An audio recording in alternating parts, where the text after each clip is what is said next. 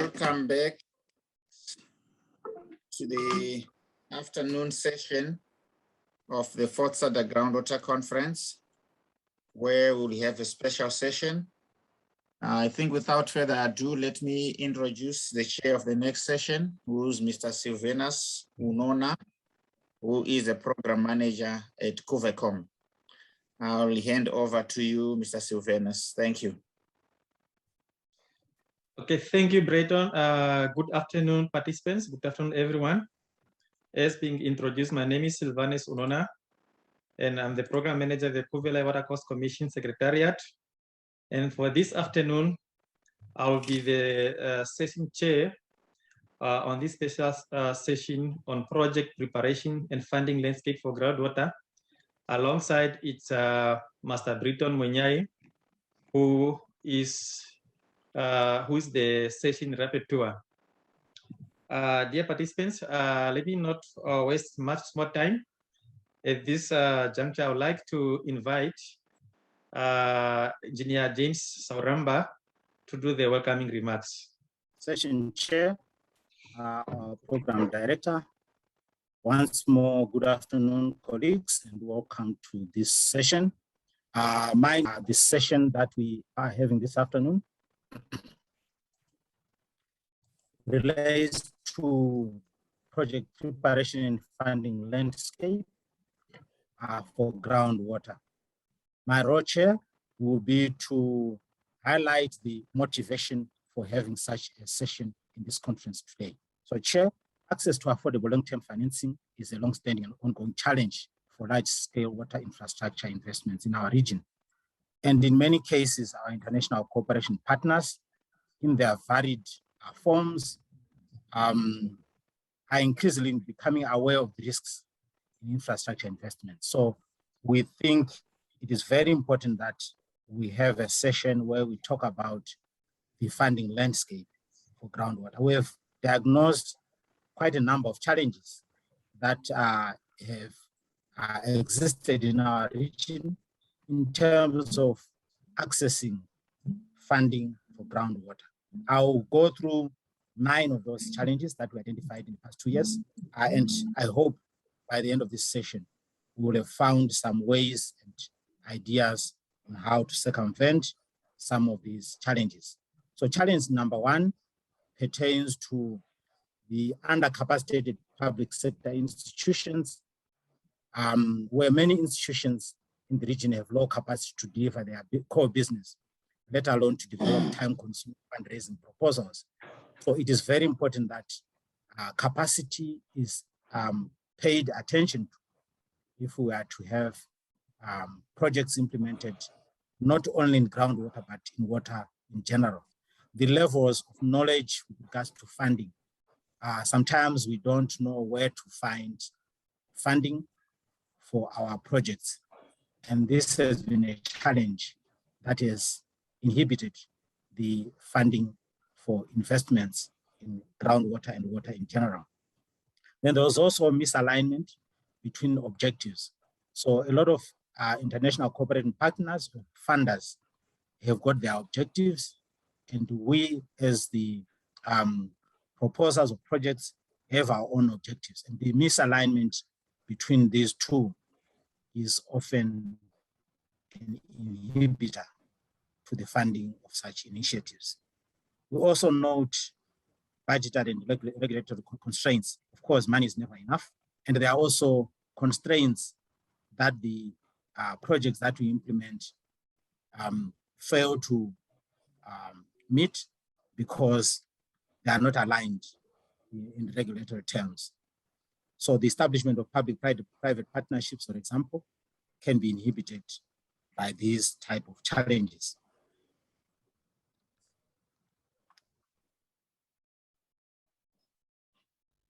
To have.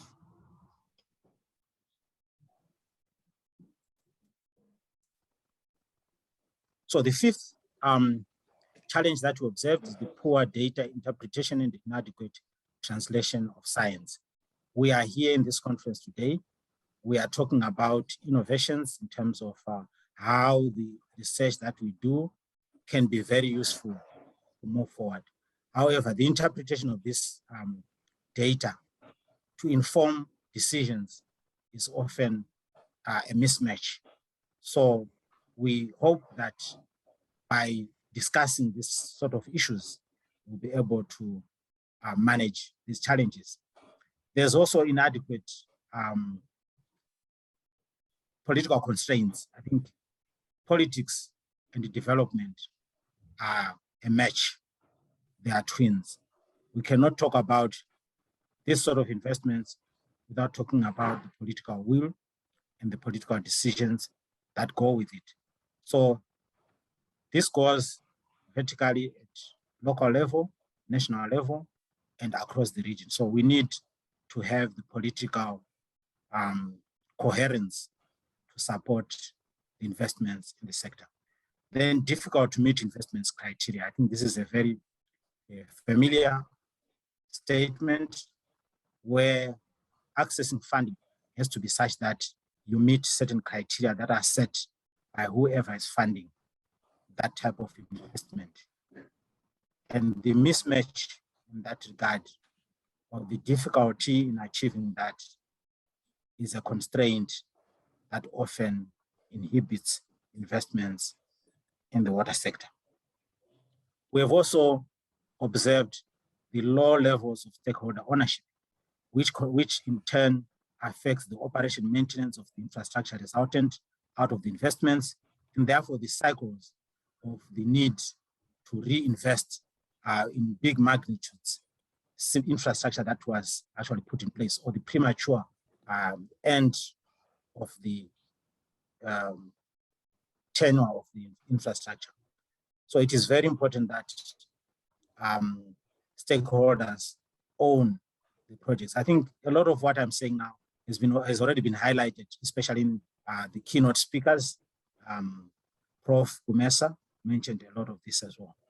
And then finally, inadequate consideration mainstream of environmental and social safeguards, gender and monitoring and evaluation. Whilst we take this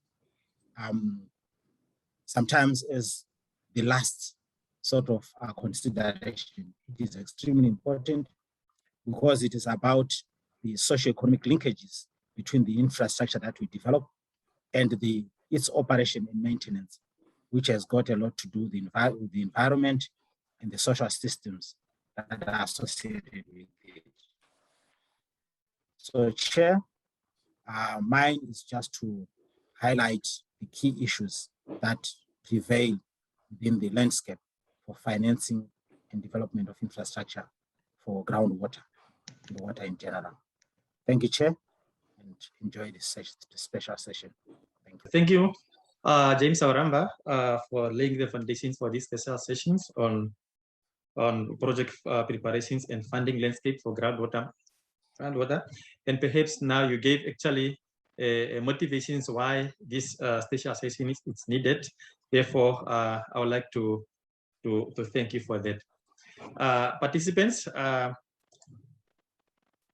next point into our program, it's an overview and objectives of the special sessions. Therefore, I would like to invite Master Andrew Takawira to give the overview and objectives of the special session. Andrew, over to you. Thank you, Chair. Can you see my screen? I'm just trying to put it in slideshow. Yes, we can see. All right. Okay. All right. So thank you very much. And sorry, I'm being load shed, so I won't be able to put on my camera for now. Yeah, so just to quickly go through the objectives. Basically, we have 4 objectives for this session. We want to understand the funding options that can support groundwater project preparation and actually the implementation of groundwater projects. And we also want to unlock, and I think these have been adequately covered by Engineer Sauramba, some of the hurdles in accessing project preparation funding and also funding for groundwater projects.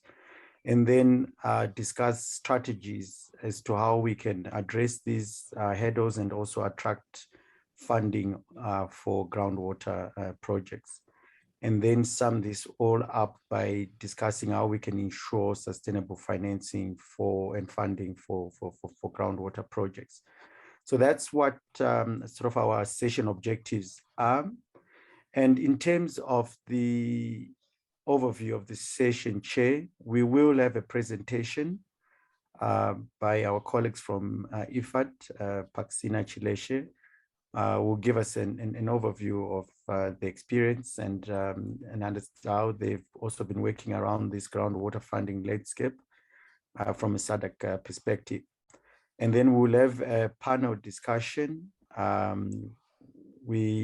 Unfortunately, we won't have Zira Mavunganidze, but we will have a colleague from GWPO who will join us for the panel. And we'll have Engineer Leonard Magara from CREDIF as part of the panel, and Palesa Korose from the World Bank, and Mami Somshanga from WaterAid. And we will then sum up the session, picking up the key points from the panel discussion. So that's just a short overview, Chair, of the session objectives and how the session will be run, starting with the presentation and then the panel discussion. Thank you very much, Chair, and back to you. Okay, thank you, Andrew, for this straightforward objectives of the session and the quite smart, actually. And without going into much details of these objectives, I would like to hear from Ms. Paksina Chileshe, who's going to give us a presentation on groundwater funding landscape from a SADC perspective, things from IFAD. Ms. Chileshe, over to you.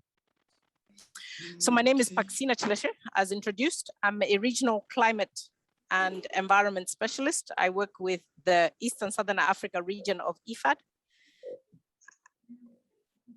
And I am based in our office in Nairobi. Okay, so maybe if we can, I hope you are sure that I'm there now. So we can go to the first, to the next slide, please. Okay, so a little bit of context, just as was presented earlier, in terms of some of the issues with groundwater. So we're aware that for most countries in Southern Africa, most countries use less than 10% of the groundwater resources. And importantly, even as we are looking at climate change impacts and the climate change resilience of our populations, we're aware that the environment, our economies, and the resilience of our populations cannot be achieved without improving groundwater use and its management. Realizing our sustainable development goals, so particularly looking at SDG 2, so that's the one on zero hunger, on food security, and also SDG 6, that's on water security, and climate action on SDG 13, all of these would not be achieved without us looking further into improving groundwater resources management. As mentioned earlier by Engineer Suramba, there is limited access to financing, and particularly also for financing infrastructure that's related to groundwater, but also in a sense, accessing this finance for most of the Southern African countries. So as a result, from the World Economic Forum and others, the World Bank, we're aware that this also limits, is a limiting factor for doing business in the region. So the infrastructure funding gap, particularly for water, is estimated in billions of US dollars to get us to the level where we want to be. And this funding has to be both from the public sector and more increasingly from the private sector. So next slide, please. So working with one of the UN agencies, The International Fund for Agricultural Development is a specialized agency of the United Nations, but we're also an international financing institution. So I'll focus on the public side of the financing and the financing opportunities. So I'd like to focus on 3 of the global funds that are able to provide financing for groundwater resources management. The first of these is the Adaptation Fund. And this fund was established under the Kyoto Protocol of the United Nations Framework Convention on Climate Change. It's been operational since 2010. It's financed partly by governments, private donors, but also a 2% share that comes from certified emission reductions that are linked to the Clean Development Mechanism projects. The interesting thing about the fund is it is governed by a majority of developing countries, and it has a lot of direct access entities. The second fund that we'll look at is the Green Climate Fund. So this is the big new kid on the block, created in 2010, also part of the UNFCCC. And it looks at promoting the paradigm shift towards low emissions and climate resilient development pathways. So since 2015, when we had the Paris Agreement, the Green Climate Fund is targeting to ensure that the resources are there to be used in climate change adaptation and mitigation over different replenishment cycles. And so now they're in their second replenishment cycles. And I'm sure if you're following the COP, you've heard some of the pledges that have been made already by countries for the Adaptation Fund, and also some resources that have been pledged now for the Global Environment Facility, which is the third funding source that I'd also like to look at. So this is the oldest one. It was established in 1972, looking at the 3 Rio Conventions. So the first one on the United Nations Convention on Combating Desertification, so the UNCCD. And then the second one that looks at biodiversity, so conserving biodiversity, and this is the CBD. And then we have the final one. So before the Green Climate Fund was formed, quite a lot of the climate financing also used to go through the Global Environment Facility. So the last convention is the one on climate change. And here the funding is provided to projects. The contributions come from donor countries, and the replenishments are every 4 years. So now this current one is GEF 7 funding cycle, which ends next year. And after that, we'll go into GEF 8. So next slide, please. So GEF 8 will start in 2022 in June. I think in July, they start making commitments. So the 3 funds, I've spoken a little bit about them. So the way they work is that for all of them, we need to go through either accredited entities. So this is for the Green Climate Fund and the Adaptation Fund. But while for the Global Environment Facility, we need to go through what are called implementing agencies. And you'll be able to find the different entities that are either accredited to the GCF and the Adaptation Fund, and also to the GEF, the implementing agencies on their websites. So looking on the right hand of the screen, as mentioned, the Green Climate Fund is the biggest fund. In the last replenishment, they had 9.78 billion, so almost $10 billion. This is still far below what is expected in terms of climate financing, particularly for the low-income countries or the developing world, where we are expecting the 100 billion mark to be hit. But I think from the negotiations so far, we still have a while to go. The next biggest financing comes from the Global Environment Facility. And here it's in the last replenishment, which is the current cycle of GEF 7, they had 4.1 billion. And as you can see, they're headquartered in Washington, while the Green Climate Fund is headquartered in South Korea, in Songdo. And the last fund, so the Adaptation Fund, is the smallest of the 3. And here we have roughly about 887 million that has already been raised and in a sense committed. And they're also headquartered in Washington, and they're the main adaptation fund. So the next slide, please. So now that we've looked at the background of the funding opportunities, I'll dive a little bit more into how each one of them works. So the next slide, please, which is on the Adaptation Fund. So here, as mentioned earlier, you've moved it? I'm trying to move to the next slide and sometimes it's moved. Okay, there we go. Thank you. Okay. So the mandate of the fund, as said, it was established in 2001. They look at financing concrete adaptation options. Actually, I think it was a little bit, yes, established just after the Kyoto Protocol was signed, but the funding flows started a little bit after that. So in terms of country eligibility, each of the countries that can access these funds must be a signatory to the Kyoto Protocol and must have ratified these. For the countries that need to ratify it, must have ratified it so that they can then be recognized members, and each of them will then have a national designated authority that is in charge of coordinating the financing that comes into each of these countries. So that's why in the next line on endorsement, all projects that are endorsed by this fund, they have to be endorsed, before the approval, when submitting, the project has to be endorsed by the national designated authority. So as I said, the national designated authorities are also found on the Adaptation Fund website. And so you'd be able to find out who to get in touch with as the focal point in each of the countries. In terms of impacts, their funds started really flowing since 2010, as mentioned, and they have committed at least the 850.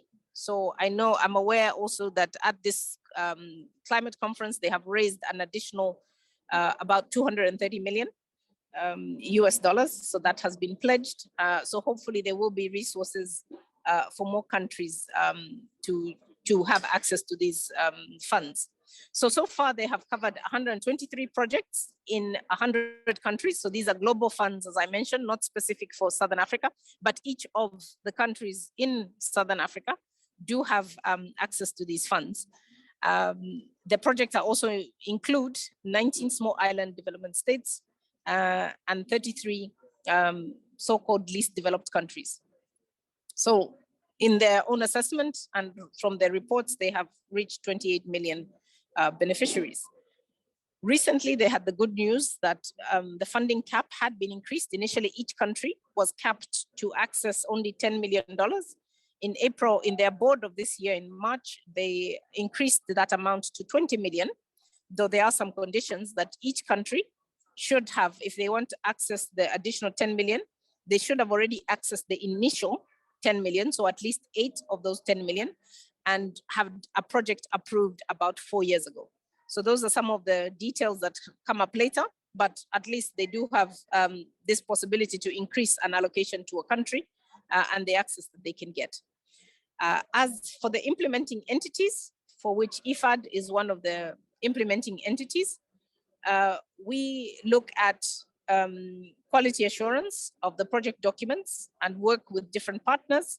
So as we are doing with SADC-GMI to look at one of the regional programs, which we hope can be financed by the Adaptation Fund. So in this, we also need to ensure that we respect the priorities or aligned with the priorities of each of the countries. And also, we also support the financial monitoring and reporting responsibilities that come during project implementation. Next slide, please. The Adaptation Fund itself has different funding windows. So the 20 million I've mentioned is only for national projects, whereas they also have another window for regional projects. And the regional projects can go up to 14 million, so 14. And these also have to be signed off by each of the countries that will be involved in the program. Okay, Tokozan, you move to the next slide, please.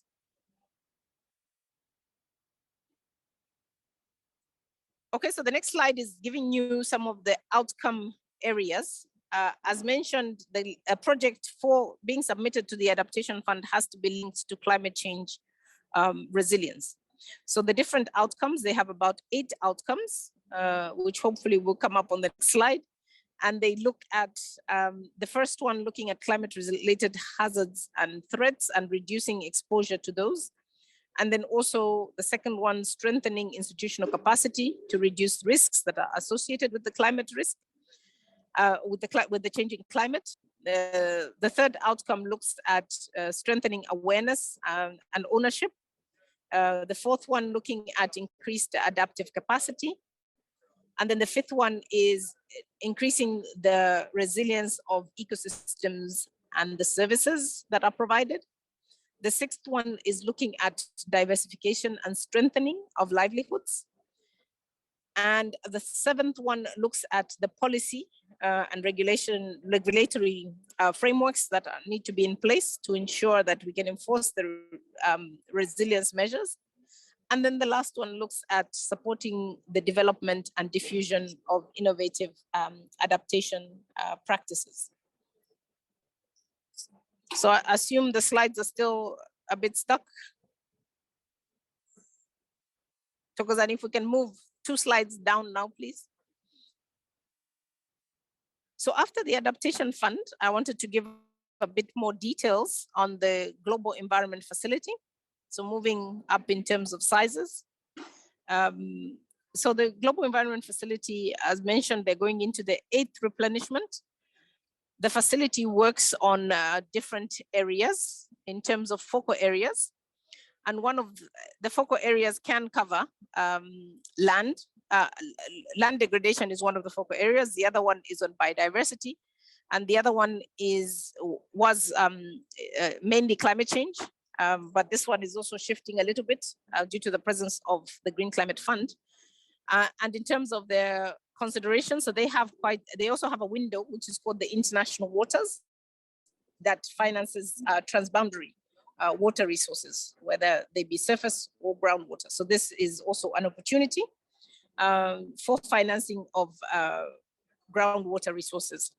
So in terms of the replenishment, in the 8th cycle, as I mentioned earlier, will be from the 1st of July to 2022 to the 30th of June 2026.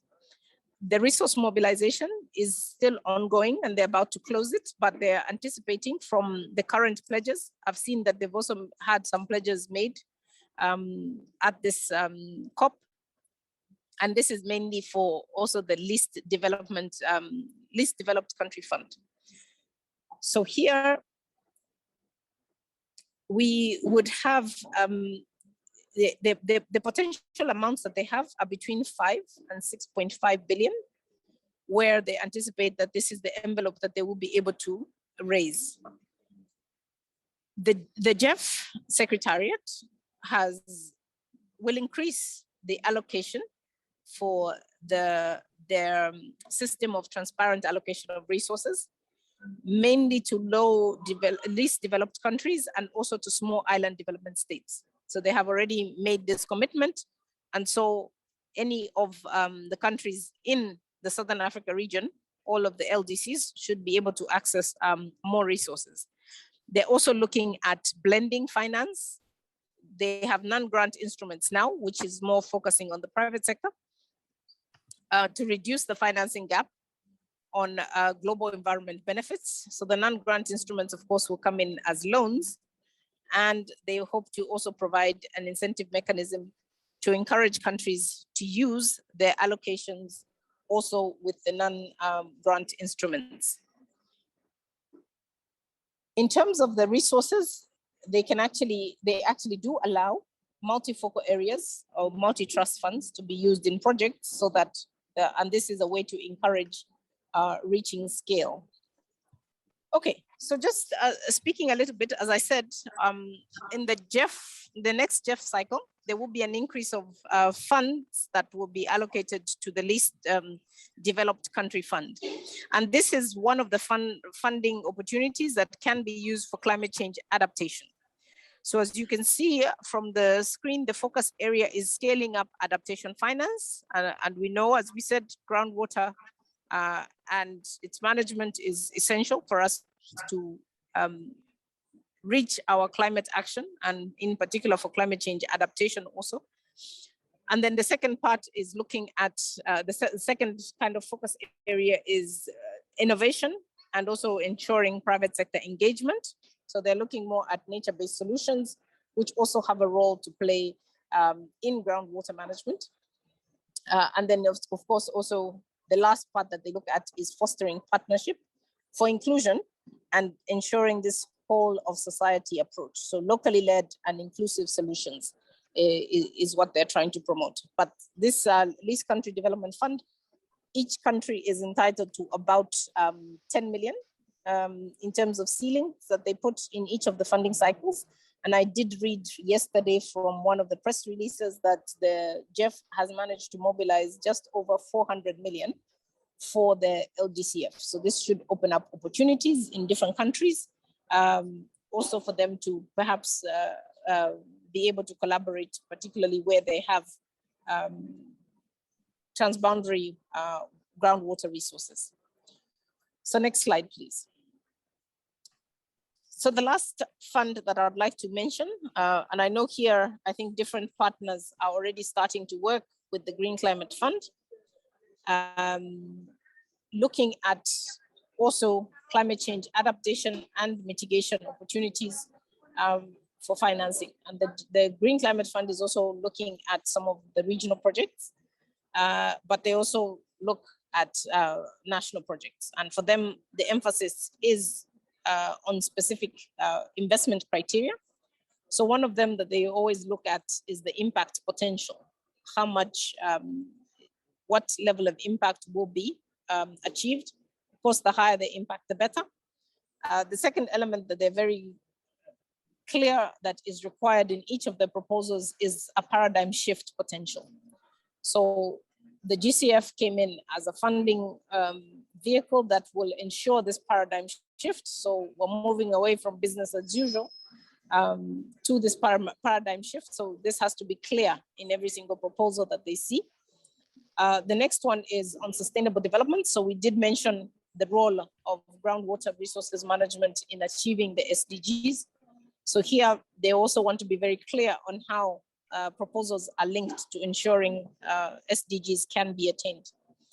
The next level that they look at is country ownership. So every single project has to be fully owned by the country. And even if it is a regional project, they want to, or regional program, they want to know and be sure that the countries are supportive of this. And in the next slide, I'll show how the process works and how this country ownership is ensured. The next criteria that they look at is efficiency and effectiveness of the interventions. And lastly, the how responsive it is to the needs of the country or the recipient organization or institutions, and particularly for also the end beneficiaries, looking at how they would fit.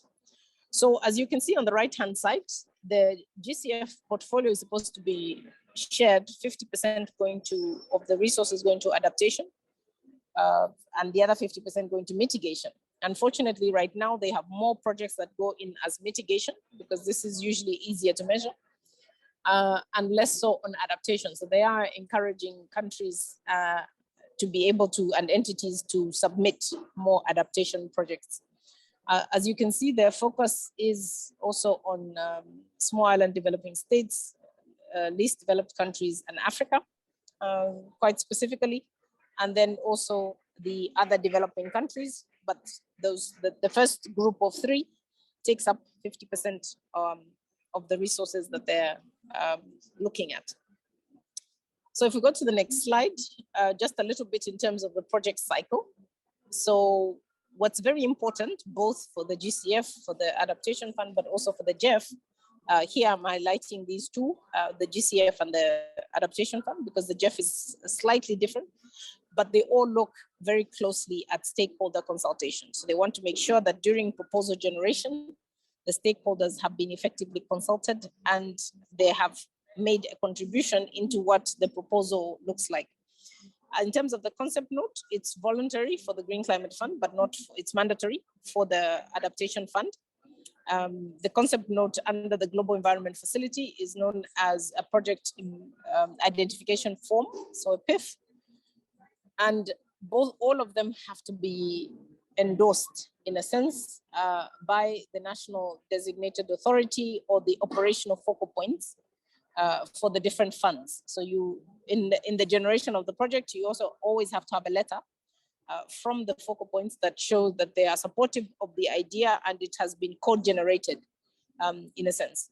So once they provide this no objection, then the proposals can be submitted. The review process is shorter for the Adaptation Fund. It's also shorter for the Global Environment Facility, but the advantage is that for the Global Environment Facility, once they have endorsed the project implementation, or the project identification form, once that has been approved, then they automatically set money aside and will support the process to ensure that a proposal can be submitted in time.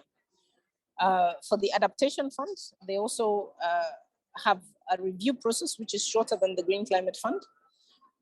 But for the Green Climate Fund, the review process takes a lot longer, especially that they want a lot more scientific studies to be included, mapping of climate change projections, and you have to show what impact, so the trends that have been there over the last 30 years, and then looking at the climate projections, what are the implications and the climate risks and how you intend to solve them in a project. So it's quite a more thorough and more scientific based compared to the GEF and Adaptation Fund, which are a bit lighter, and the approval process is a bit smoother. But for all of them, as I said, you need this no objection from either the national designated authority or the operational focal point. And after that, hopefully there's a decision from any of their boards. For the GEF, it's called the council.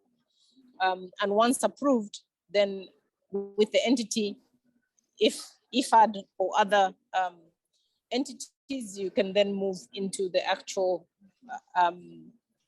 legal agreement that can then allow the flow of funds to start.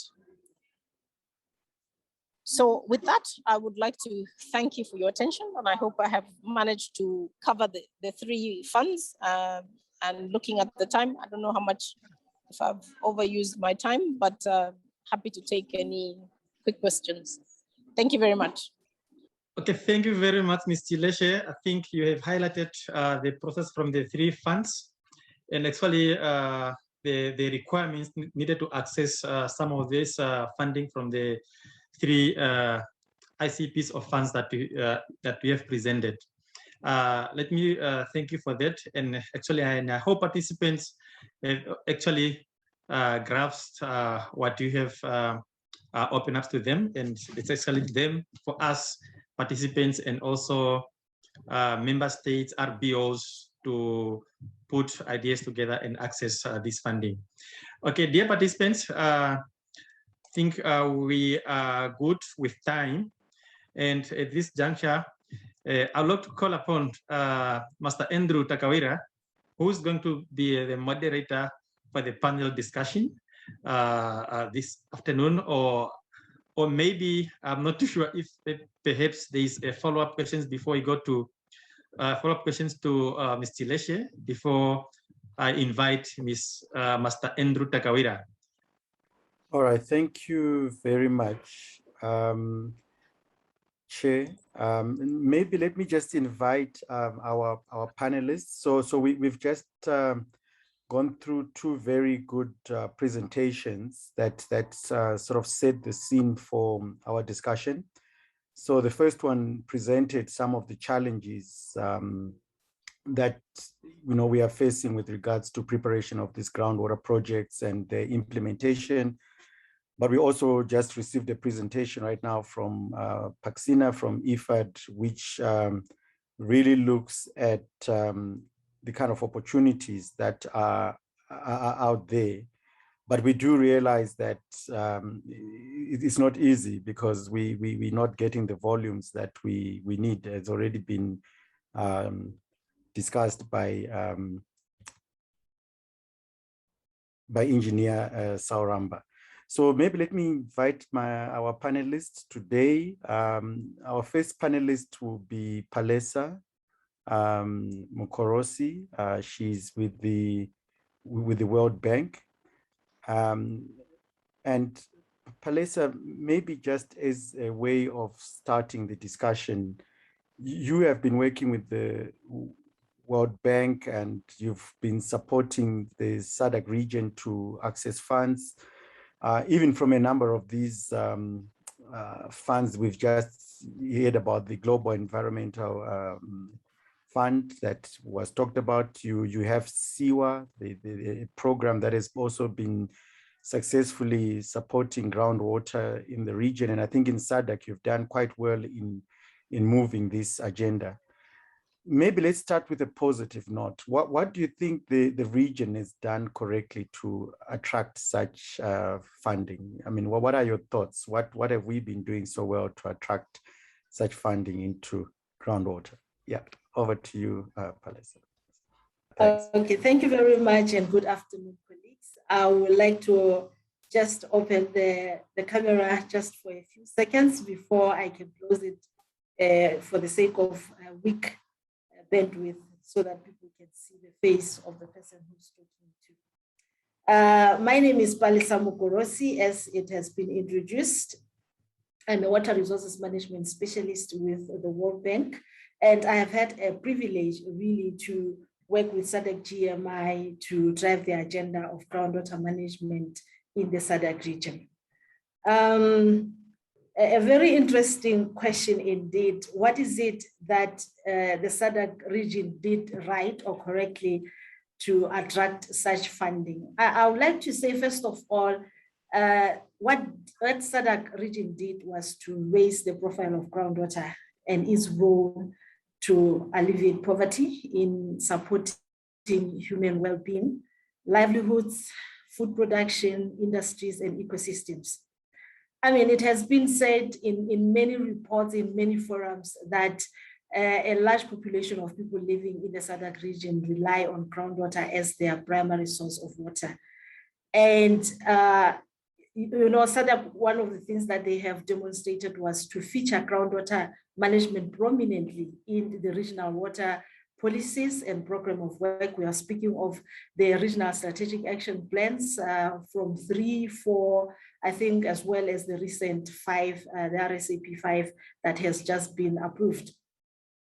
So to show that the profile of groundwater was really being put to the front, about 10 years ago, the SADC subcommittee on hydrogeology, which is basically the representation of the member states, was very instrumental in committing to the establishment and operationalization of the SADC Groundwater Management Institute as a dedicated institute to fulfill the critical function of promoting and implementing groundwater management at national and transboundary levels. So that in itself, institutionalizing groundwater within the region really has been one of those things that showed SADC region as a seriousness. There's a very nasty echo. I don't know if maybe people can close their mics. Thank you. So it showed the seriousness that the region has, putting that in the regional water sector instruments, but not stopping there, but having the dedicated team that will drive the agenda and ensure that the agenda is implemented in the region. The subcommittee went further to effectively serve as a steering committee overseeing the successful implementation of the groundwater operation, supported by the bank, as you have alluded to. And this committee, the goodness of it is that it is a very good connector to the needs of the member states at national level, as well as the transboundary level up to the regional level. I think a lot of us, we will agree that SADC has made a remarkable progress in establishing transboundary institutions within the framework of revised protocol on shared water courses. Just them being there, it is an indication of how SADC wants water resources management to be implemented in a sound manner, and just to ensure that those can be, the transboundary institutions can be strengthened to ensure that the profile of groundwater is featuring well also in the transboundary institutions. Thank you, Andrew. Thank you very much for that. And I think you raised some very good points around how SADC has been very strategic in planning.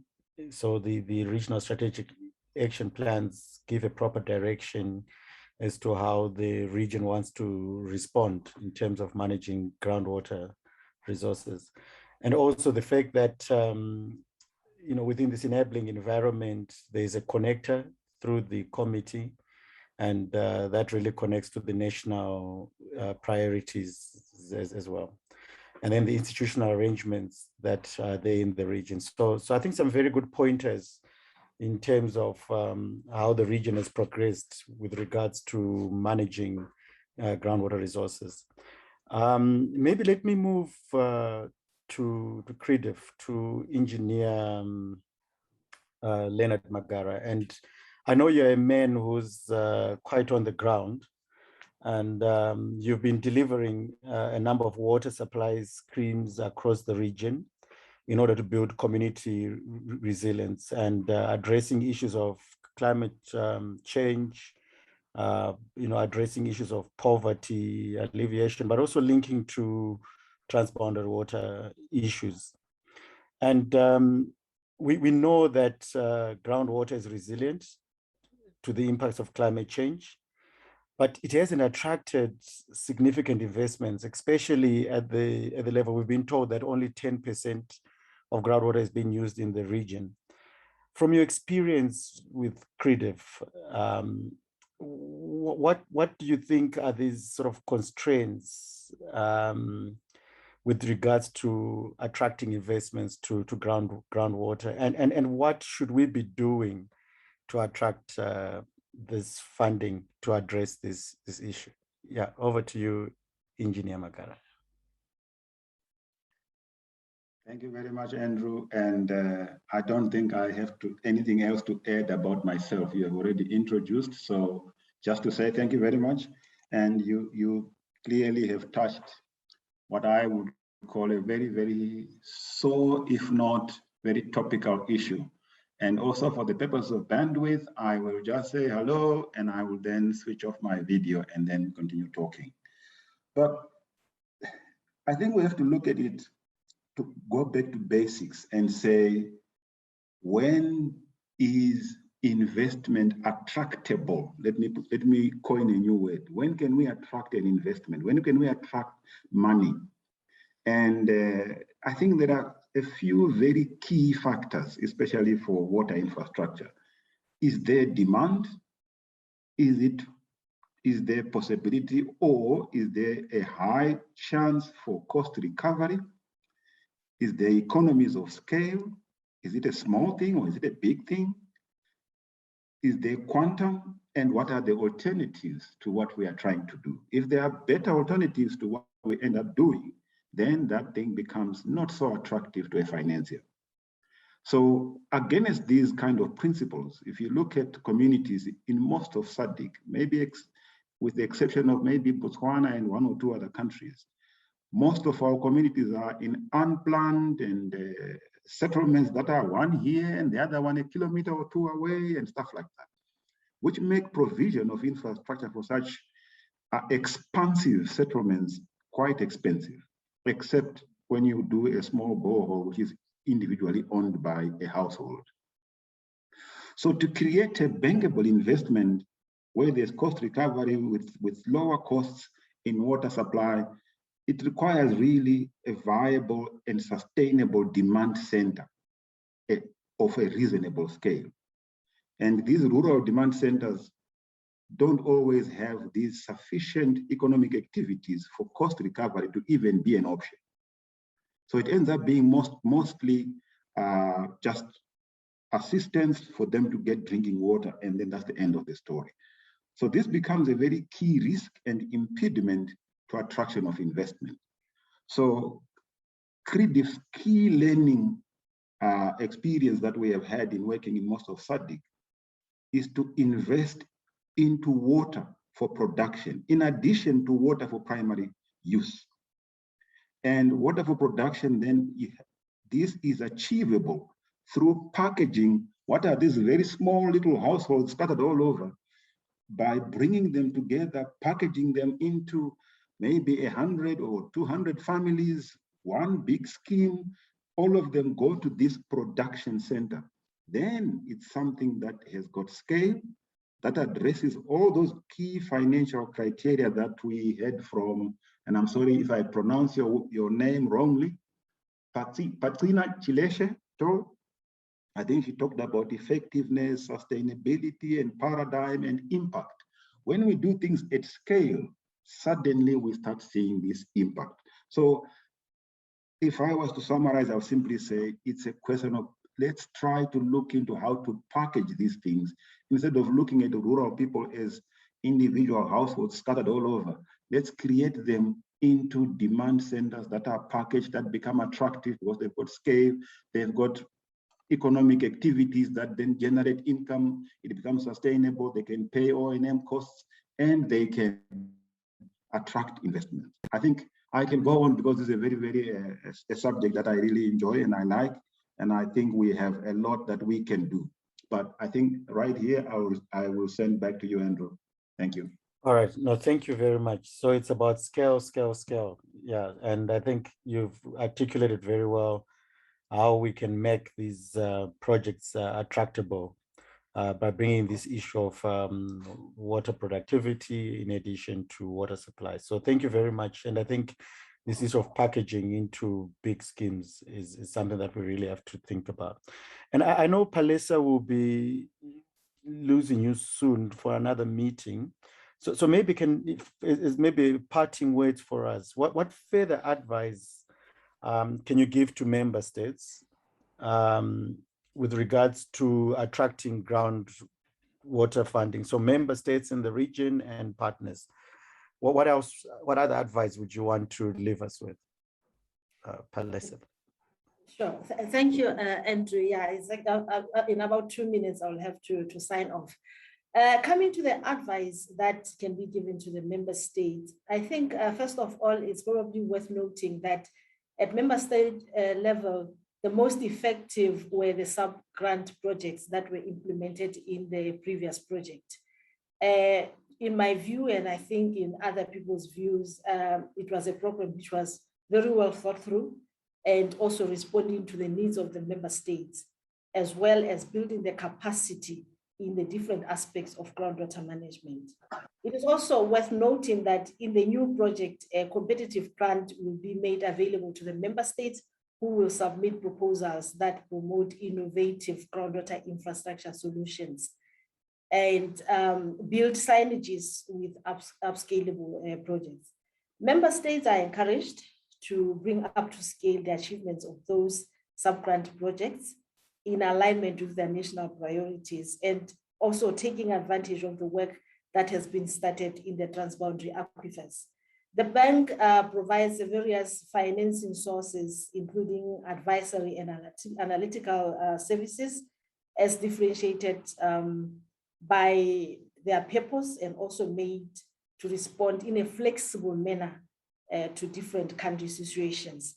As we know, of course, in the SADC region, we have a mix of IDA and IBRD countries. I think we will also know that the countries will have to work with the conditions that goes with that. But it is one of the things that we encourage the countries really to bring up to scale some of the work, especially on the infrastructure development in groundwater development into scale and ensure that they're implemented.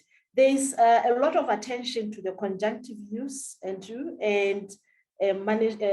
conjunctive use and management and its strategic role in building resilience for communities in the region. So there's a lot of work that still needs to be done in that space, both at national level and transboundary aquifers. So I would say if the member states can think along how this agenda of conjunctive use and of groundwater and surface water can be implemented better, both at transboundary aquifer level as well as within the member states. It's one of the things that really I would like the member states to take forward with. I would like to stop here. Thank you, Andrew. No, thank you very much. I think very good advice there. And I think this issue of scale is coming up as well, very much in terms of how can we upscale, outscale, and even deep scale some of these issues that were learned during the early phase. And I think going forward, you've talked about how to be innovative and respond to the competitive grant that is coming up and the use of conjunctive use and management. So thank you very much. Yeah, and I think we'll be excusing you soon, but we really appreciate your contributions to this. And colleagues, if you've got questions, please drop in the chat. We'll to any specific panelist, and we'll attend to those. Renee, I was just introducing you, saying you are a project development specialist with GWPO, and I just wanted to find out from you. I think we had a very good presentation from IFAD, from Paxina, where she talked about the different sort of opportunities that we need to be thinking about. But we do know that there are some funding constraints when preparing these projects, especially in order to access climate funding at national and transboundary level. What are some of those constraints that you would want to share with us, in particular with regards to accessing some of these funds that Paxina earlier talked about? Thanks, Renee, over to you. Thanks, Andrew, and it's a great question. You know, project preparation is always a big issue, in particular as we're increasingly seeing movement towards accessing climate finance. You know, as climate change impacts are becoming more and more severe, and as there's a perception that other funding sources might be drying out. So with these big funds and of the three mentioned, you know, not just, basically all three of them have some sort of climate change angle to them. It's true that the Global Environmental Facility has some other windows as well, but they also still have their climate change windows. So inherently, you know, you might have this perception that water and groundwater is inherently resilience building. So what's the problem? You know, that these projects should inherently qualify for climate finance.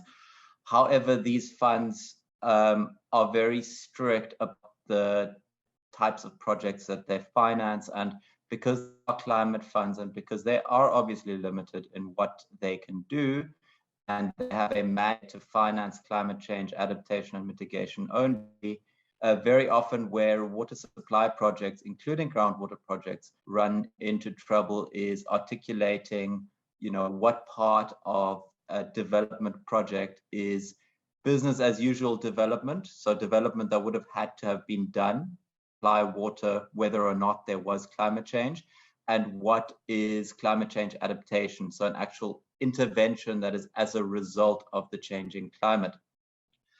And this is where these projects will typically struggle, particularly where projects are designed, you know, you've got a project that you want to do, water supply for X number of people, let's say, and you go around looking for finance and you think, well, we can access climate finance, and you try and shoehorn, so you try and structure what would be a normal development project into a climate finance project, and that usually causes challenges. Now, the big problem where this really comes from is this limited understanding of what really are the climate impacts on groundwater and how does groundwater respond to climate change in a very, very precise manner. to really understand how what you're doing is an adaptation intervention. And project structuring is typically the challenge that these projects go to, whether they're accessing the Adaptation Fund or the GCF. The latter is obviously more strict.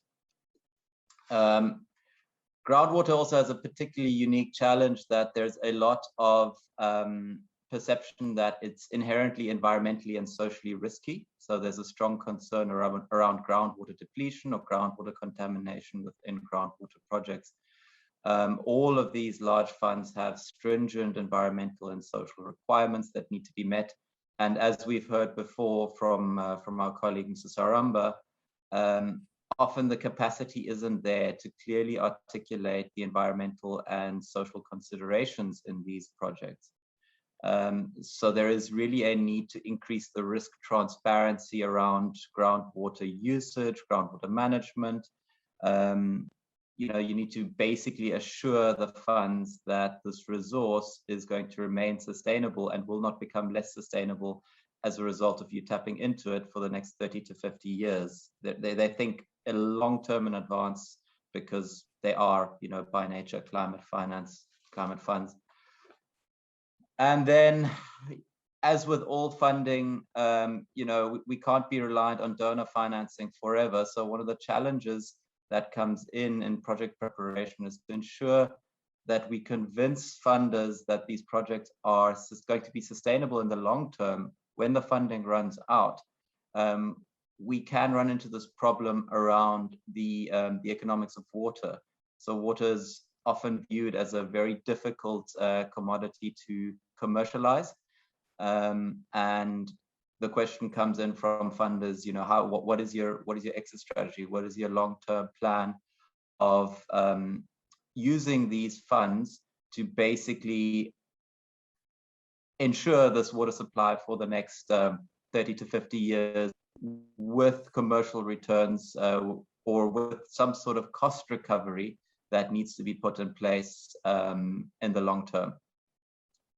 So I would say that those are probably the three biggest challenges that are faced in project preparation. And then we add to that often there isn't a lot of very early upstream project preparation funds, in particular for the larger projects. So if we're looking at GCF, for example, which has a larger funding envelope, there are facilities available. You need to have a concept note. You need to have a very good understanding of what you want to do already before you even go asking for support to develop your project. And that leaves you with this sort of catch-22 of you need money to develop your project, but you need the information from the development of the project to get the money to develop the project. So I would say that those are probably the biggest challenges facing typical project preparation in the groundwater sector, in particular for climate finance funds. Andrew. All right, thanks, Renee. I think you raised some very pertinent issues, and I think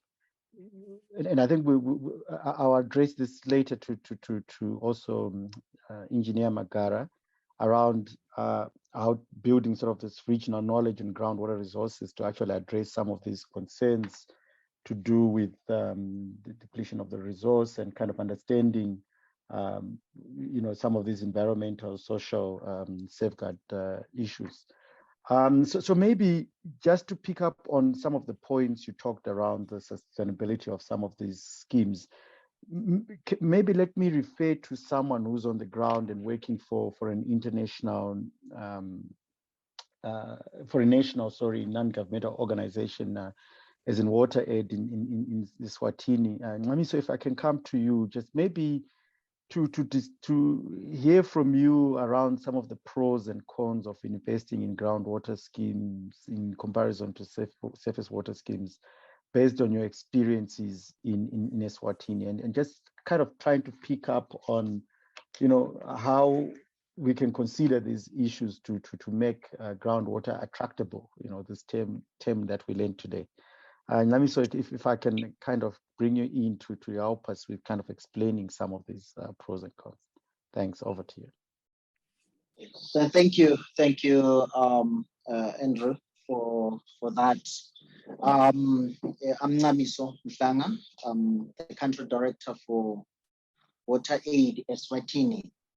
You are right, Water Aid is an international organization that is based in a number of countries across the region, also in Swatini, Mozambique, Madagascar, Zambia, Tanzania. Most of the countries in the Southern region, Water Aid is present. Maybe just before I respond direct to your question, I would just want to give a disclaimer that in Eswatini, I'll be building from the experiences that we have worked there. We have drilled over 120 boreholes the past 7 years, and we have reached close to 200,000 people in terms of access to clean water, including institutions. Coming to the question that you've posed, I think there are, I would maybe start with the cons and maybe end with the positives in terms of the investment in groundwater. I think one of the biggest challenge with groundwater is that aspects of quality and aspects of quantity, you realize those having made the investment. So you can, of course, reduce the risk by doing assessments maybe along the area that you're going to drill. But at the end of the day, the actual quality of the water and the quantity of the water can only be determined once the investment has happened. So if you find that the quality is not good, already you have lost significant amount of money in the drilling itself, which is the costly exercise. Another issue, I think it's the issue of the scale in which groundwater projects can support. Of course, in most Southern African countries, you find that the sizes, the depth, and everything that we do with our groundwater boreholes especially, you find that it doesn't allow or permit you to meet a wide, or you can't meet a town through a borehole, except of course from experiences such as Namibia, where you will see very, very big, deep boreholes that are feeding Windhoek. But in most cases, in the areas where we work, you find that the issue of scale is and thinking of investment is one of the other challenges that we experience. I think also the aspect of the location is also one of the things that is very important, because in most cases you find that where the people are, there is no groundwater or adequate groundwater of good quality. So you need to go to a low-lying area or a bit further place where you can try to position a borehole in order for you to be able to actually get sufficient water for the people. But in the process, you find that the people have to travel long distances now to access the water from the borehole, or you have to further invest in pipes that will and pumping costs that will drive the water upstream or to where the people are actually located. So those are some of the other issues that sort of negative issues that are accompanying, especially investing in groundwater issues.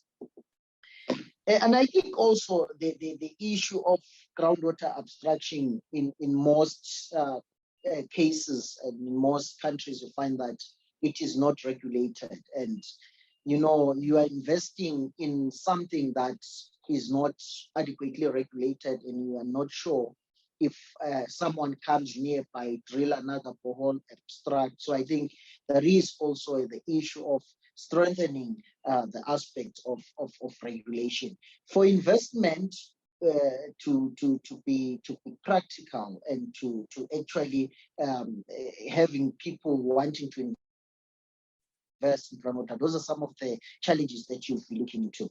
However, I think there are quite a number of benefits that we see why we probably invest in groundwater. One of the biggest benefit is that once you find groundwater and it's of good quality and good quantity, there is very little investment in terms of treatment of the water.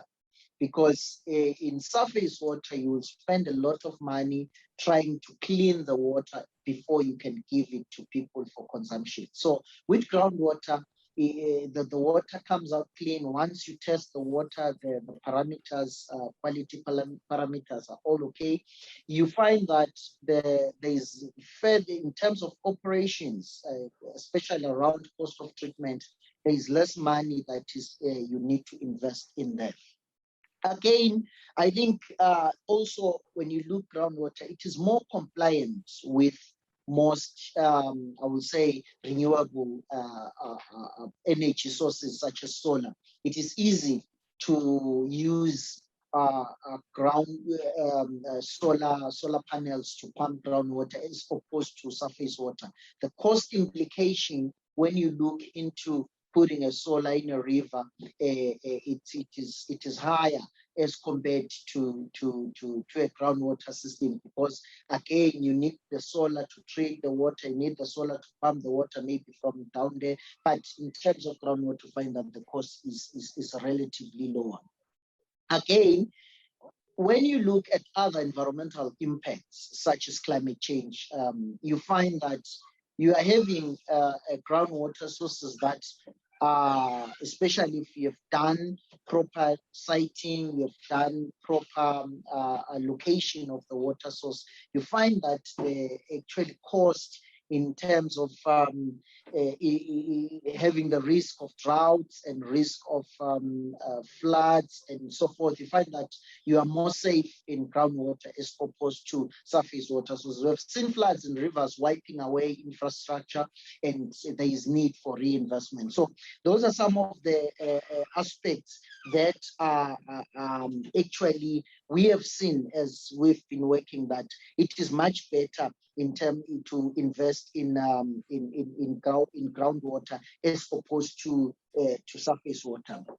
Again, one last thing, it's about the issue of the settlements in terms of the location of the boreholes. You find that in an area where the rural settlements actually the way the people are settled, you find that in some of these areas, there's actually totally no surface water.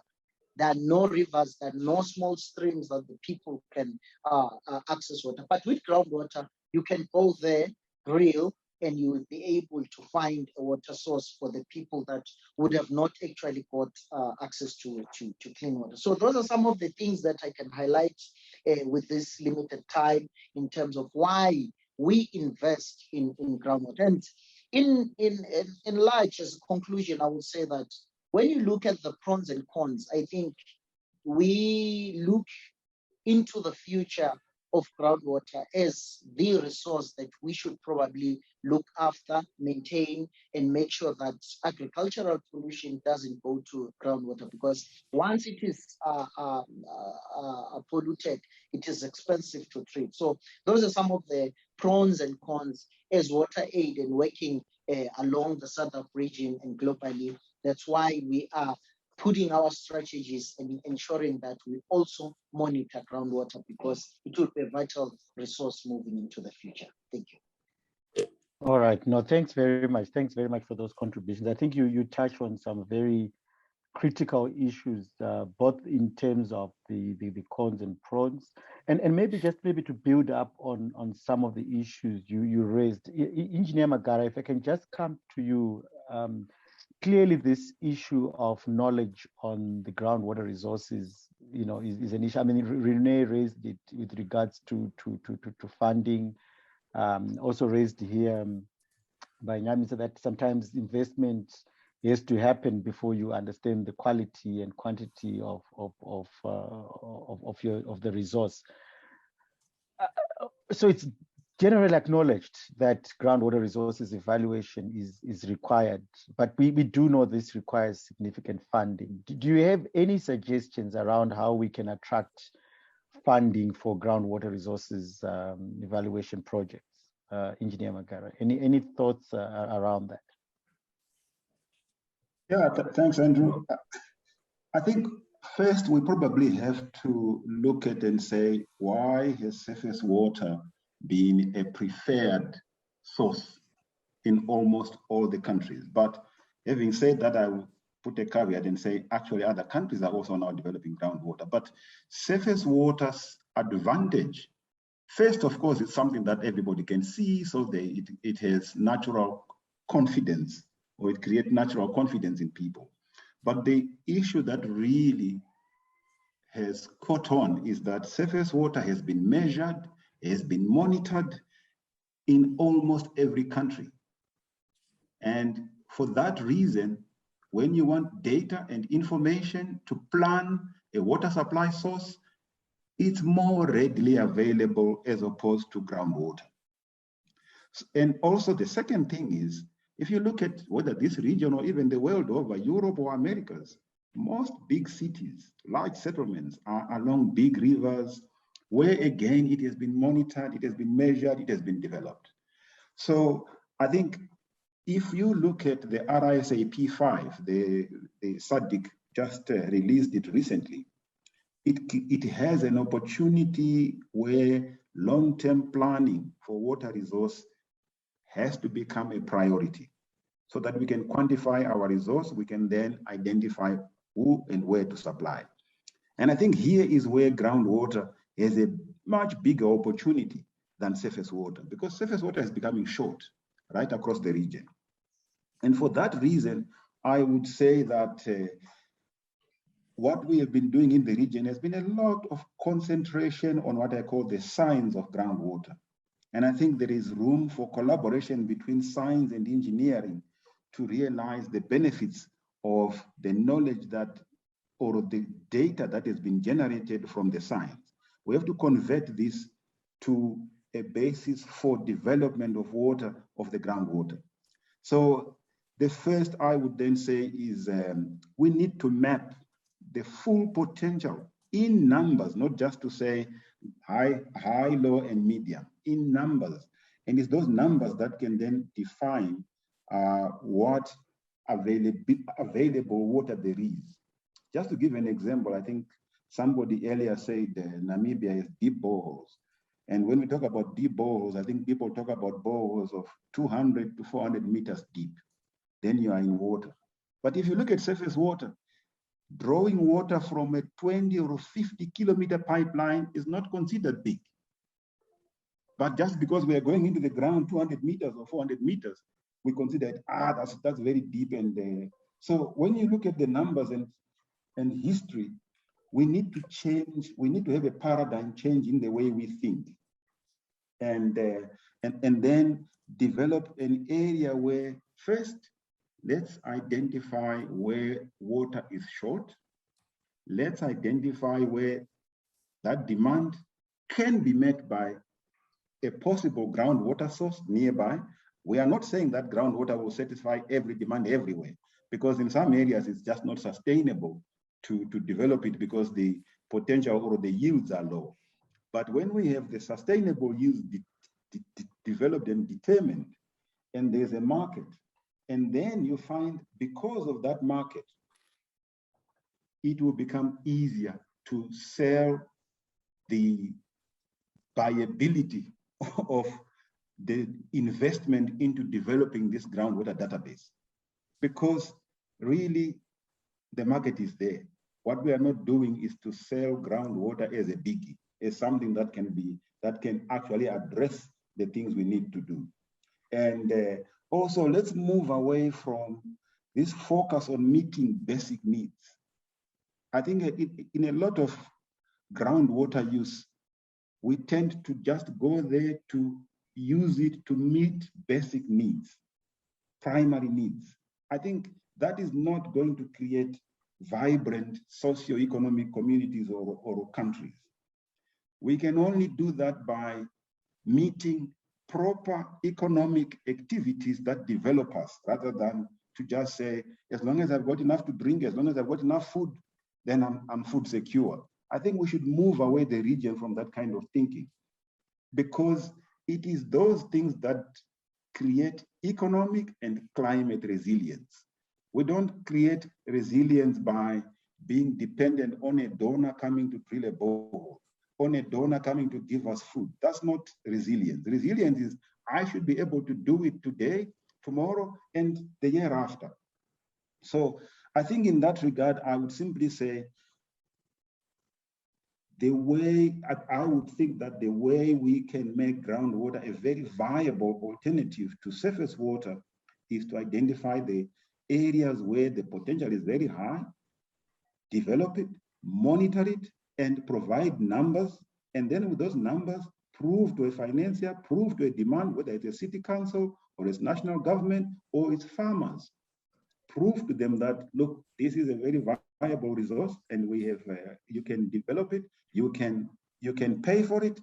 Once people are prepared to pay for something, you will find we will have created ourselves a very, very solid platform for development. And I think these discussions, I would even say, we have had probably 1 or 2 discussions with Engineer Sauramba and his team to get this paradigm shift into the region about monitoring is as important as just understanding the resource in the ground.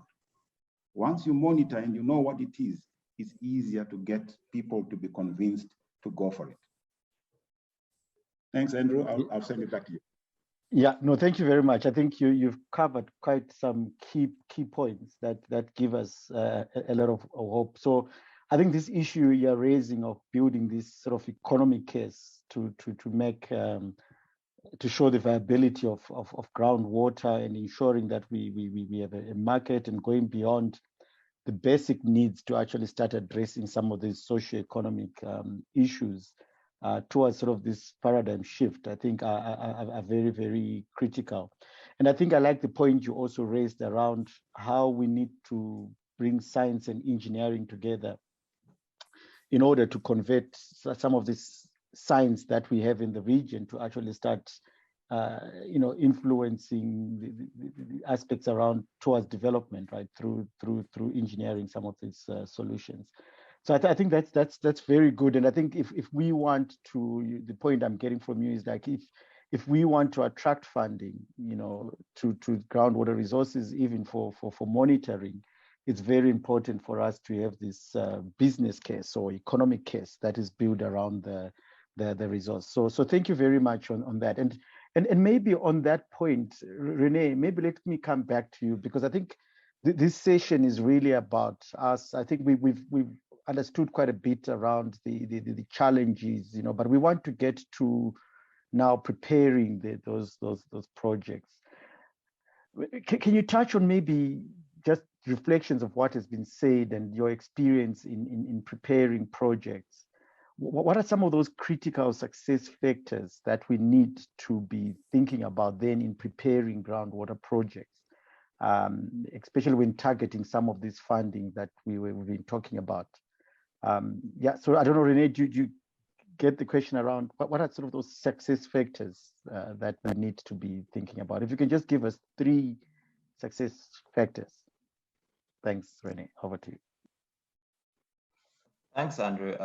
It's a great question, and I think that the underlying and most critical success factor is what Engineer Gara has been talking about, and that is, having these numbers, knowing what the problem is, being able to define it numerically, being able to demonstrate numerically the sustainability of the resource and the important resource, whether it's now within a climate change context or within a socioeconomic context, is absolutely critical for especially these vertical funds, because that's what they ask for. They want to have a strong, almost, their proposals are almost business case applications to finance these activities. Then obviously, we've spoken about just the actual groundwater, potential groundwater, the groundwater needs. We've spoken about the climate change impacts on groundwater when looking at the climate funds. So not just, how does the groundwater resource contribute towards resilience, but what are the specific sensitivities of this resource under climate change? Will it be sustainable going forward?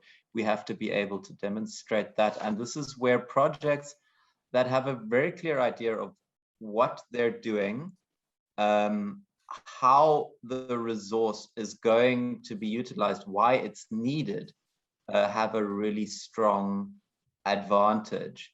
Another thing, and this was mentioned in the presentation beforehand, is a strong sense of country ownership. So country ownership and addressing the needs of particular beneficiaries. So when accessing these funds, it's extremely important that we are able to demonstrate that this isn't just a scientific exercise. This is directly respondent to the needs of beneficiaries, that they've been consulted, that they've been engaged, that this is something that is really necessary for the region or for the particular location. And then we're talking about Mr. Magara also touched on this, the sort of economic efficiency and effectiveness.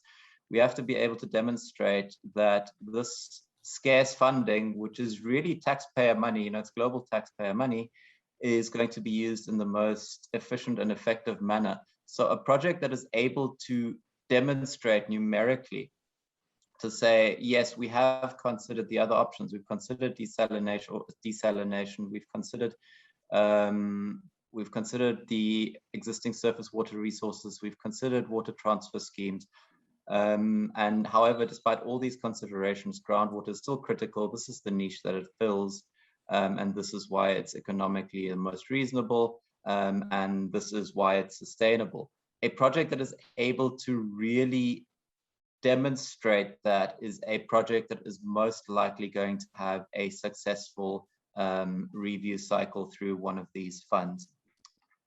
There is one thing that I wanted to touch on based on that as well. Just give me a second. Yeah, sorry, it's escaped me. If I remember it, I'll we'll come back to you. But all right. Yeah, thanks. Thanks, Rene. Yeah, so thanks for emphasizing that. And I think this issue of numbers keeps coming back, and I think it's very key then that we understand the resource, but we also understand its utilization. And I think this issue of monitoring is clearly, quite critical to this issue.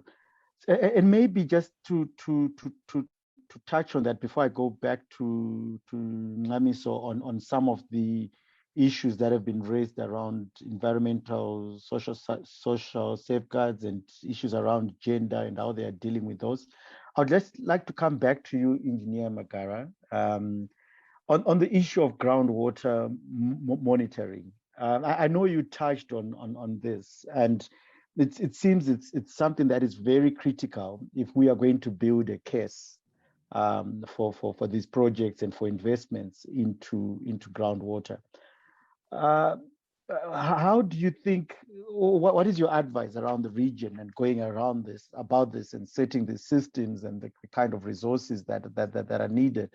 And I know you've talked about the paradigm shift discussions you've been having with GMI, but how can we actually realize these good, robust monitoring systems in the region? What kind of approaches do we need to be thinking about? Because I think from your contribution and Rene's and even Ngamiso, it's quite a critical thing that we need these numbers to build these business cases to attract this investment. So it's taking us back to that point of this is key and what can we do about it?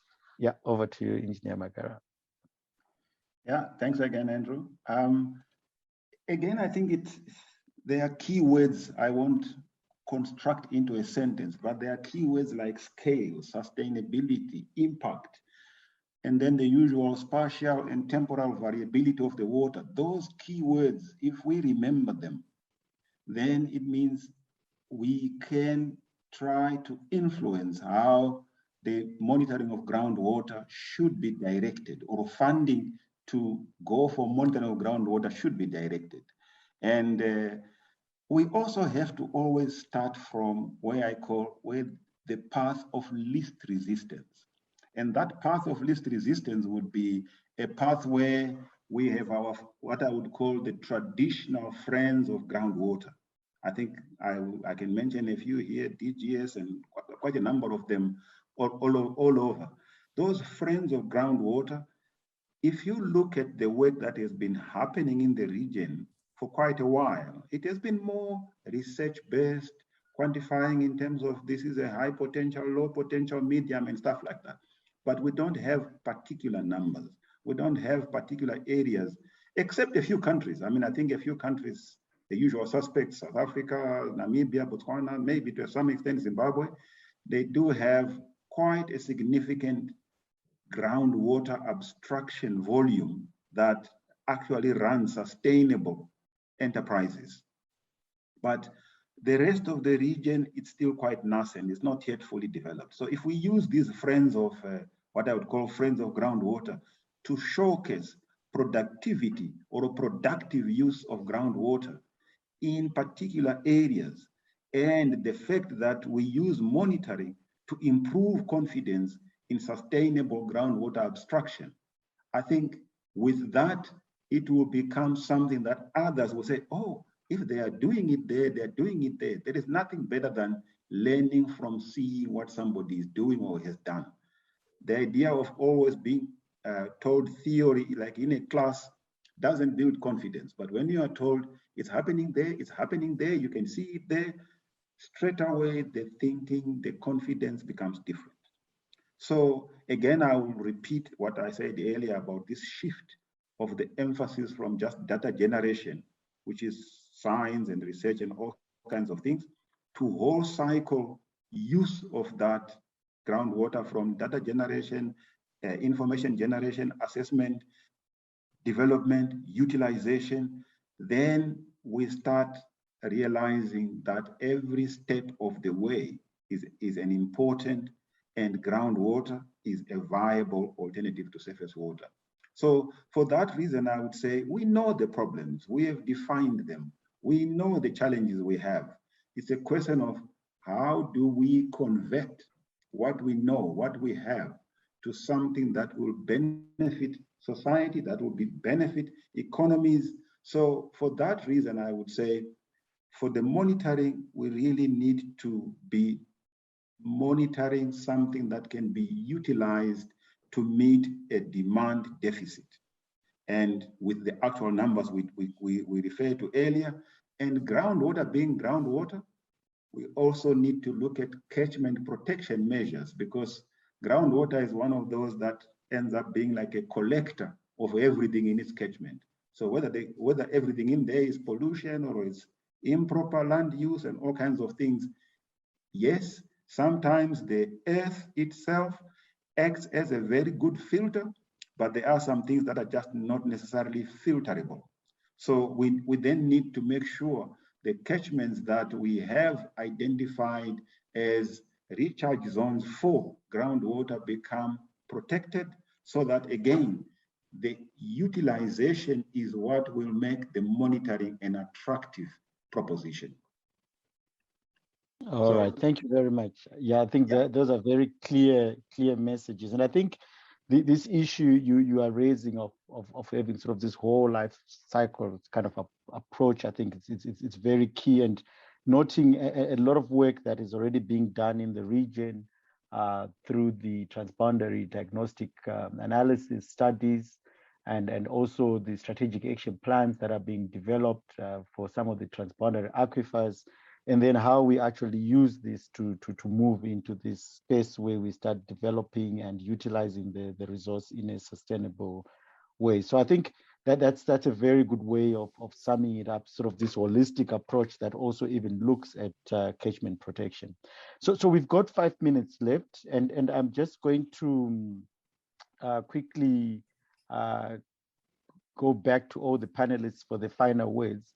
But Namiso, if I can come to if I can come to you first, just on this issue that was raised earlier around these environmental and social issues, and also even looking at issues of gender and social inclusion. How have you been factoring these? Because I think they're also very important if we're building on what Engineer Magara said about having this sort of holistic approach. How are you considering them in your projects, and what would be your parting words in terms of strengthening these issues in preparing projects for groundwater projects? Thanks, Andrew.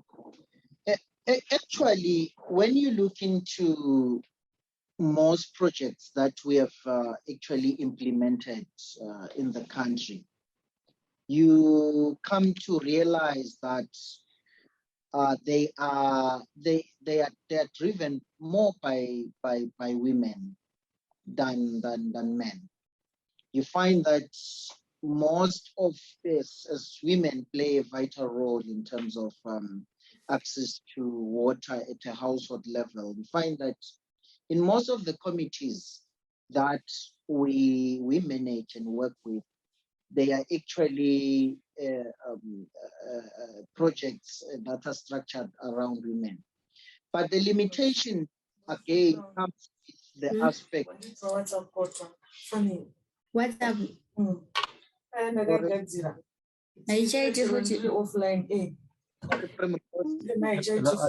I think there's someone with a mic on. If we could please close the mic. There's someone with a mic on. Thank you. Thank you. Thank you. So I was saying, although the issue, because groundwater it's just sitting on another resource, which is the ground, and you find that in most cases the land issues also comes into play, which sometimes you find that where there is access to water, the land belongs to someone who is different, someone is independent from the people that run the water. So there is always those elements which we also need to address in terms of social safeguards and other issues that surrounds access to water. Then there are these aspects of conflicts. With surface water, of course, you find that the conflicts are even more, because when you are taking water upstream, there are downstream users, there are all those kind of things that have to come into play when it comes to surface water. But with groundwater, you find that most of those elements, it's easy to deal with a homogeneous community where you go in there, discuss with them, they agree in terms of where the borehole would be located, in terms of having good access to the resource, which is the good quality water, and then it becomes easy. So I think in most of the projects that we have done and implemented, we have seen that actually when you are implementing groundwater sourcing, implementing project from groundwater sources, you are at a more advantageous position to address most of the social conflicts, and also there's minimal environmental concerns that accompany such projects. That's the short and brief response to what you have asked, yeah. Andrew. No, thank you very much. I think that's very, very good sort of way to conclude that. So it's good to see that these groundwater projects are actually coming in to also respond to some of these issues of gender inequalities and social inclusion in communities. So that's quite positive. So Renee, maybe just as your parting words or parting points from this panel, if you can maybe just touch on, there's an issue that Paxina touched on in terms of kind of blending, finance and issues around some sort of de-risking some of these investments. Do you have any thoughts of just quickly, because we're right on time, and I still want Engineer Magara to close off. So if you can just give us some parting thoughts on that point. Thanks. Yeah, thanks, Andrew. And I'll have 2 points very quickly made. And that is, when looking at funds, in particular donor funds, always make sure to access the right window at the right time for the project you want. There are a lot of upstream funding opportunities available to try and provide the information that you may need for larger projects. And then especially critical as you do these strategic programs and start to move away from just a project by project case, start to think about the financing and how you can use donor financing, which is getting scarcer and scarcer, not to solely finance the groundwater project that you want to do, but to actually remove or reduce some of the risks to investment that exist, so that you can basically start to leverage investment finance, so commercial financing for these projects, because that is what will give you scale. That is what will help you achieve a rapid transition towards a resilient future. The donor financing simply is not enough. So think about how grant financing can provide things like guarantees, how they can help with project preparation, and how they can help with structuring the sort of economics of water towards unlocking that private investment finance. That's it. Thank you. All right, thanks, Renee. So scale again, how we can scale up through sort of blending this grant financing and using it to de-risk and address some of the information needs that we want. So Engineer Magara, can I give you the last sort of parting words? Just your takeaways from this panel. What are those key things that you think we spent this afternoon achieving? Thank you. Just one or two things that you think we achieved. Andrew, I think we achieved a lot. And if I was to do injustice in trying to go through all of them, we would need again the whole session to start all over again. But you have asked for 2 or 1.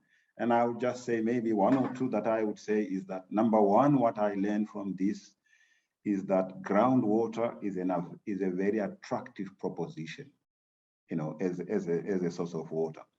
And it's up to most of us in this group here to work on it, to prove that, to provide a solid foundation for the use of groundwater to create economic and climate resilience.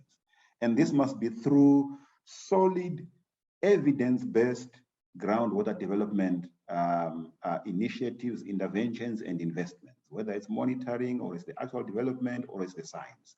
All that is required to provide that solid evidence-based development for groundwater.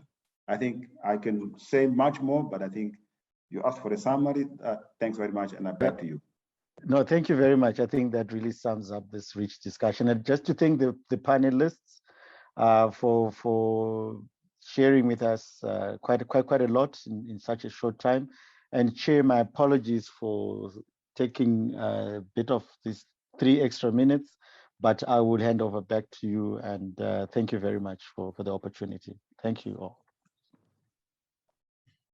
Okay, thank you very much, Andrew, for leading the panel discussion. It was quite informative, and actually, and I hope participants have grasped quite good information from the panel discussions. And thank you also to the panelists who actually gave substantial information regarding this accessing funds, and also just giving the highlights of these sessions where it starts with Engineer Sauramba, who gave highlights on the motivations for these special sessions, which he focuses more on already issues that has been identified regarding accessing funds.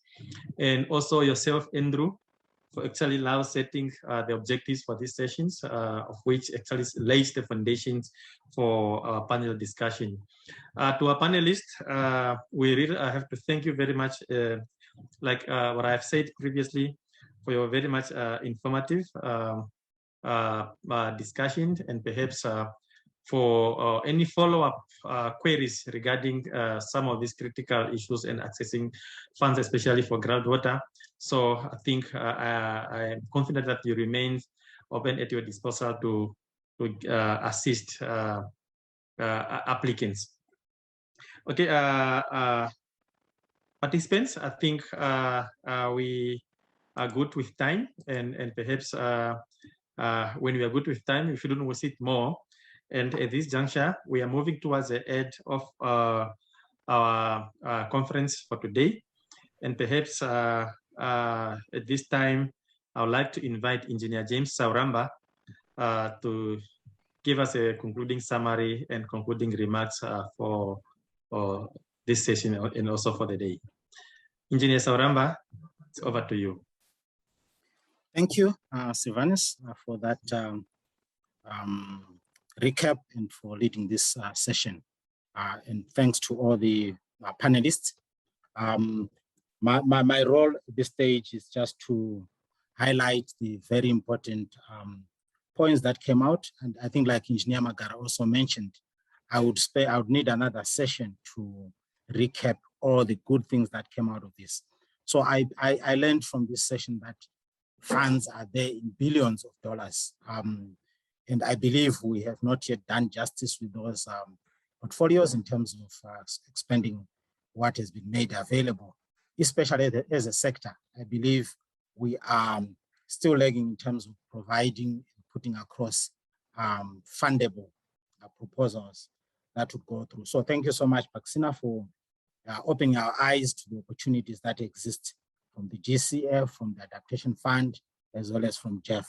There are preconditions that we have to meet, and I believe those can be met with a bit more capacitation.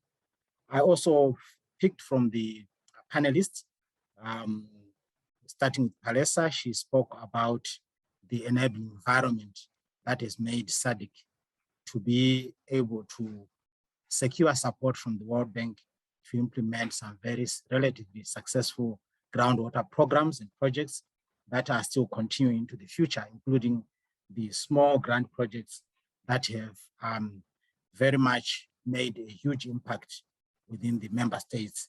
I think she mentioned three very important aspects. One is the planning, the availability of, or the incorporation of groundwater into the regional plans and how this works together with the institutions in the region to make it possible. So it is about the ownership and the marrying of the funders' vision and the planning within the region. So that is something she mentioned. Then I also noted a lot of what Engineer Magara was raising. I captured the greatest word as scale. I think we always look at groundwater as something that exists in small places for small people. He was talking about scale. Let us look at the scale and package these groundwater projects so that the scale is fundable. I think he used the word that I wrote in some very difficult handwriting that I can't read at this moment, but it was about scale. Let us package these schemes so that they are fundable. And we also had some very good inputs from GWP. Renee, thank you so much, where you mentioned issues of upstream funding, as well as funding for project preparation. It is always a difficult issue. Someone has an idea, and sometimes we end there because we cannot figure out how to move forward with that. Then we also had some very good inputs from WaterAid, where they covered the pros and cons of investing in groundwater. And I think some of them resonate with all of us here, as we have worked within groundwater for quite some time. We have to look at issues like groundwater requiring little funding for treatment. And the other issue he also mentioned about, for you to be able to know the quality of the groundwater, you have to invest. And maybe it will be too late by the time you know the quality of the groundwater. So this is a challenge that we live with, and we have to find out how to cope with that. I also note a contribution from Engineer Magara, where he said, let's market groundwater, let's sell groundwater. Let's move away from the concept of using groundwater to meet basic needs. It is actually a viable alternative. And only when we use information in substantial terms can we be able to attract investments.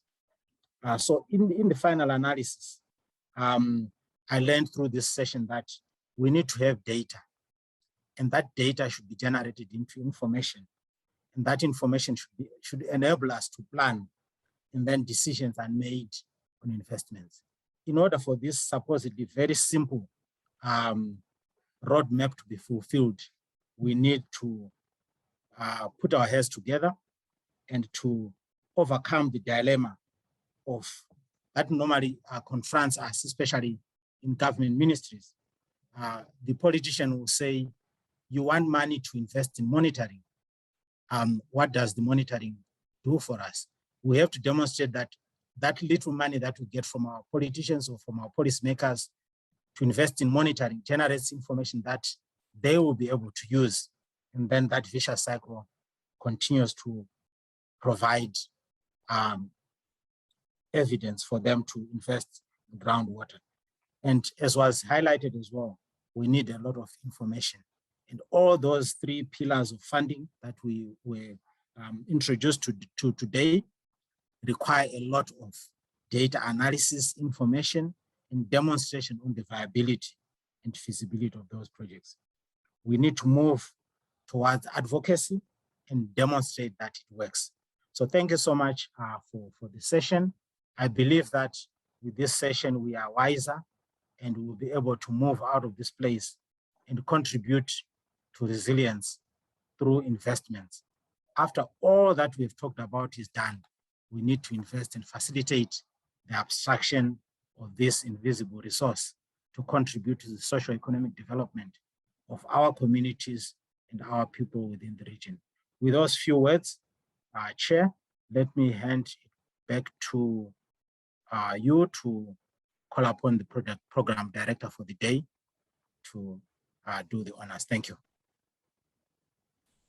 Okay, thank you, Engineer Asaramba. I think we are moving towards the end of the day for our first day on the fourth Groundwater Conference. It was quite informative on all the presentations from the morning session.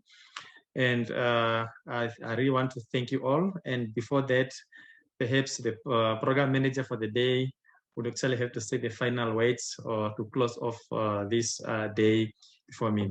May I please now invite the program manager for the day to say the final words before we close off the first day of the fourth conference on groundwater. Thank you, Mr. Chair, Mr. Unona. Thank you for that very informative and exciting session that we have had. And thank you to all the panelists, to all the people who have managed to be with us for this day, right from the beginning, our guests who did the official opening, the SADC Secretariat, the Republic of Malawi, represented by the board director for the SADC-GMI, Mr. Prince Mleta, our keynote speakers who gave us very insightful presentations. We want to thank you for being with us during this day. We also just a very high level summary of what we heard today. We went through a session that looked at groundwater as part of the hydrologic cycle based on the way of the systems thinking, where we had a lot of very insightful presentations dealing with groundwater recharge, groundwater potential, exploration for groundwater, etc., etc. And we ended up with this very exciting presentation, session where we discussed the nitty-gritties or the practical issues emanating from the science that we discussed in the morning. And I think for me, the takeaway point is the talk by Engineer Magara, where he said we need to transform science into engineering to provide solutions for the people that we serve. I think with that, colleagues, we have come to the end of day one. And once more, thank you for being with us. Tomorrow, we are starting at 8:30. We are continuing with the sub-theme on groundwater as an integral part of the hydrologic cycle. And we expect you to be with us. And we hope to have another very fruitful deliberations and a very exciting day. Once more, thank you. Good day.